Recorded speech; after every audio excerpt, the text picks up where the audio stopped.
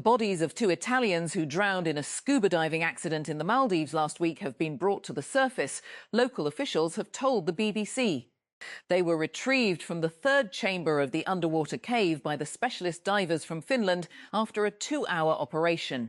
Mohammed Hossein Sharif, a Maldivian government spokesperson, told the BBC. The chief of the World Health Organization said Tuesday he is deeply concerned about the scale and speed of the Ebola outbreak in the Democratic Republic of Congo, DRC and Uganda, as local officials warn of a rising death toll.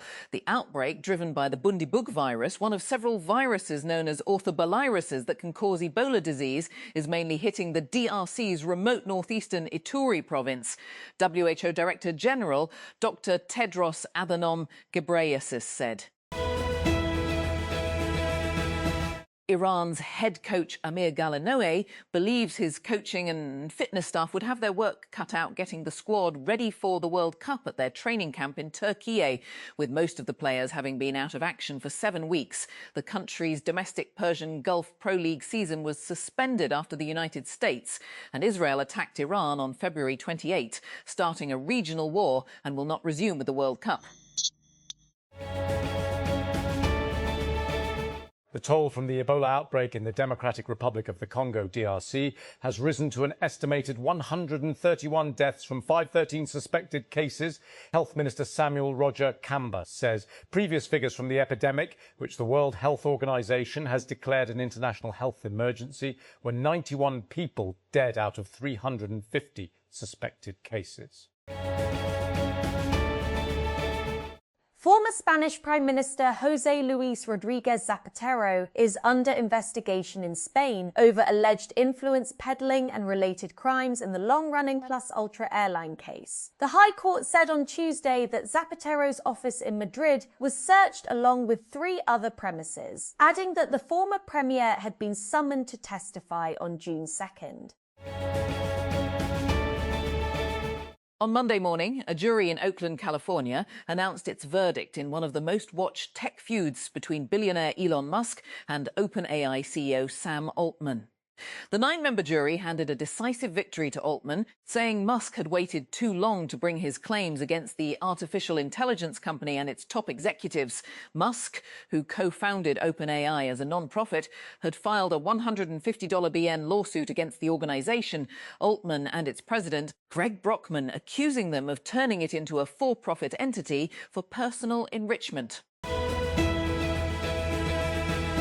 Sharjeel Enam Memon announced on Tuesday that a new People's Bus Service route will be launched in Hyderabad after Eid al-Adha 2026 as part of the provincial government's efforts to expand public transport services. Speaking during a Sindh Assembly session, he said the new route in Hyderabad would operate from Latifabad to Hyder Chowk. The Bureau of Immigration and Overseas Employment has issued an advisory warning Pakistani citizens travelling to Bahrain that carrying narcotics or even poppy seeds is a serious criminal offence under Bahraini law. The Bureau urged all foreign bound for employment to strictly follow Bahrain's drug control regulations to avoid arrest, legal action and loss of job opportunities. Sindh Inspector General Javed Alam Odo on Tuesday vowed transparency in investigation Anmol alias Pinky, noting that the probes stretched across multiple domains. Anmol was arrested last Friday in Karachi in connection with the possession of narcotics and an unlicensed weapon. She is in police custody till May 22 in 2 of the 15 cases active against her, while her judicial remand in other cases extends till May 30.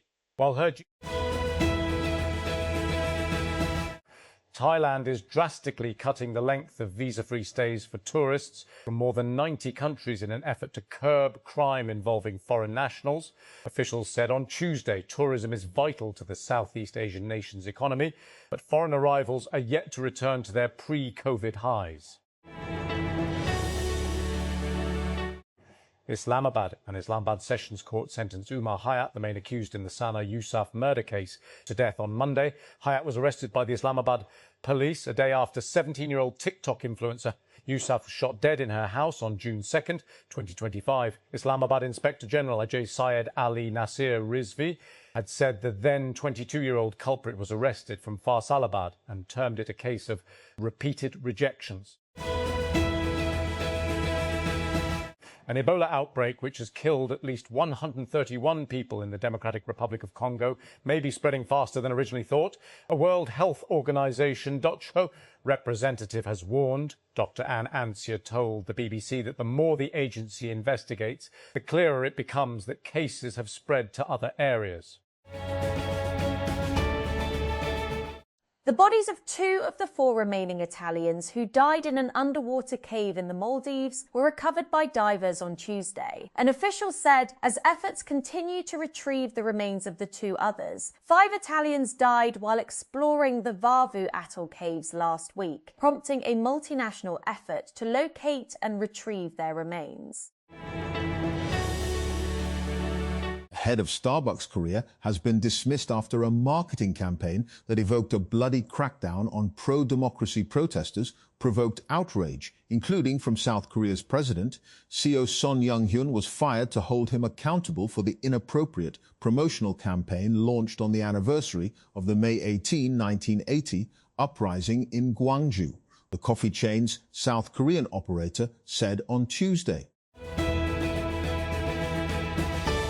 Khartoum, Sudan night often hides imperfections, but in Sudan's capital, the scars of war are laid bare in daylight. Neighborhoods and homes lie in ruins, yet signs of recovery are visible along the city's roads, with rubble cleared and traffic slowly returning. Despite these signs of normality, refugees and displaced residents, many of whom fled more than 3 years ago, are returning cautiously as official statements about life returning to normal often clash with the realities on the ground. Al Jazeera's observations during a tour of Khartoum reveals stark differences across the city. Wealthy districts, particularly in the east, remain largely deserted. This includes neighborhoods from Garden City in the north, stretching through Manshia, Riyadh, Taif, Mamora, Arqawit, Mujahideen, and other affluent districts in the south. Solar will become the largest source of power in the next decade, surpassing coal, oil and natural gas, according to a new report from Bloomberg Nef. The tectonic shift will occur alongside a historic rise in the use of energy driven by AI and the electrification of entire industries. Solar is winning the race, Matthias Kimmel, head of energy economics at Bloomberg Nef, told TechCrunch. Mushfiqur Rahim produced a record-breaking innings of 137 as Bangladesh set Pakistan a formidable 437-run target in the second test at the Sylhet International Cricket Stadium. The experienced batter scored his 4th in Test cricket. He reached the milestone off 178 balls with 9 fours and a 6, moving past teammate Mominul Haq, who had been level with him on 13 Test hundreds. X has introduced new limits for unverified users on its social media platform. The company announced on Monday that the limits will apply to users who do not have the blue verified checkmark next to their username. X said the new technical limits are designed to reduce strain on the platform's background systems and help cut down on downtime and error pages.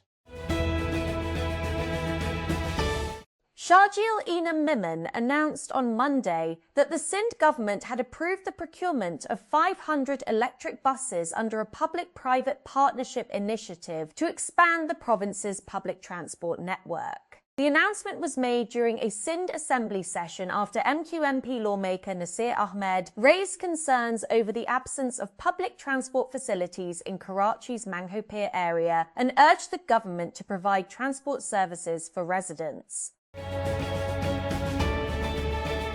The Higher Education Commission, HC, has issued comprehensive guidelines for the appointment, workload, remuneration and performance evaluation of visiting faculty members at public and private universities across the country. The policy aims to improve academic standards, ensure transparency in hiring and address concerns over universities' growing dependence on visiting teachers.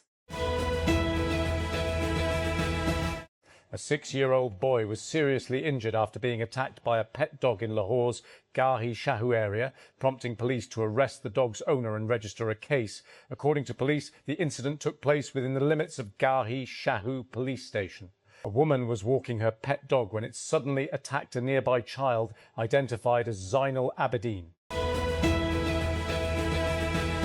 Spain's High Court has acquitted Colombian pop star Shakira of tax fraud and overturned the €55 million 64 fine imposed in 2021 by the Spanish tax agency, according to a court document seen by Reuters on Monday. Acting on an appeal by the Hips Don't Lie singer, the court ordered the Treasury to reimburse her with over 60 euros 70, including interest, Shakira's defence said.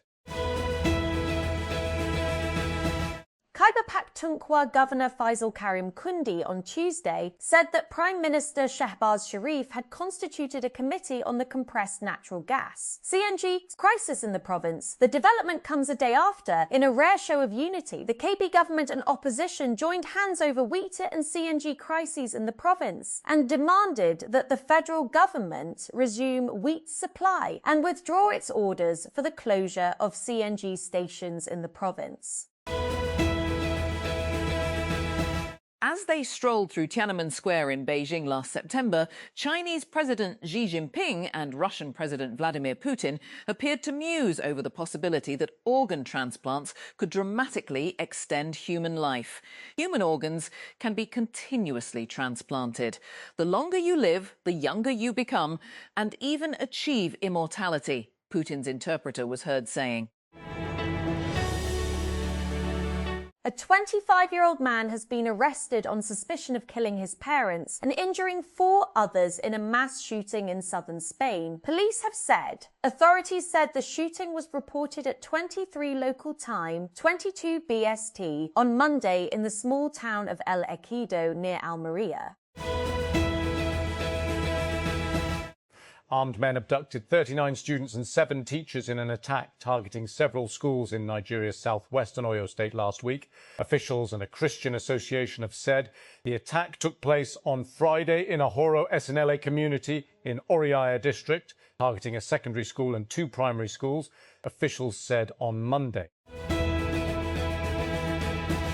2 teenage gunmen opened fire at a mosque in San Diego on Monday, killing 3 men before later killing themselves, according to police. Authorities said the attack at the Islamic Center of San Diego is being investigated as a possible hate crime. With UK Prime Minister Keir Starmer under pressure from within his own party to announce his resignation, Manchester Mayor Andy Burnham has announced an ambitious plan of his own to win a parliamentary seat in the northern English town, Ashton in Makerfield. According to his supporters, he is the best candidate to replace Starmer by the time of the Labour Party's next annual conference in September.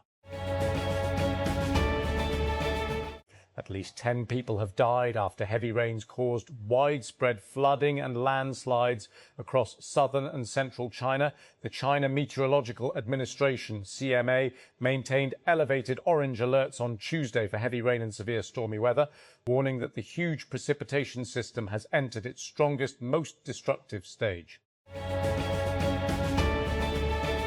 The Senate Standing Committee on National Heritage and Culture has expressed serious concern over poor maintenance, security lapses and cleanliness issues at the mausoleum of Muhammad Ali Jinnah in Karachi.